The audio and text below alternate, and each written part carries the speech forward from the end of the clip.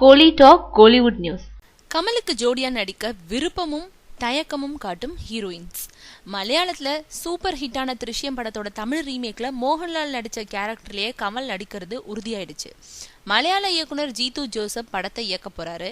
இதுல கமல் ஜோடியா நடிக்க நடிகைகளோட பேச்சு நடந்துட்டு இருக்கு. இதுல முதல்ல மீனா நடிக்கிறதா சொன்னாங்க. ஆனா மீனா திருஷ்யத்தோட கன்னட ரீமேக்ல நடிக்க ஒத்துக்கிட்டு இருக்கிறதுனால தமிழ்ல நடிக்க கால் ஷீட் இல்லைன்னு சொல்லிவிட்டாங்களாம். அடுத்து சிம்ரன்னு சொல்லப்பட்டுச்சு. சிம்ரன் முகத்துல முதிர்ச்சி வந்துட்டதுனால கமலே வேண்டாம்னு சொல்லிட்டுதா தெரியுது. த்ரிஷா, அசின், தமன்னா போன்ற இளம் நடிகைகளுக்கு கமலோட நடிக்க ஆர்வம் இருந்த போதும் 3 குழந்தைங்களோட தாயா நடிக்க தயக்கமும் இருக்கு. இதனால அவங்க விலகி செல்வதா கூறப்படுறது. தாய்மையும் அழகும் நிறைந்த நடிகை தேவைன்றதுனால அப்படி ஒரு நடிகைய வலை வீசி தேடிட்டு வராங்களாம்.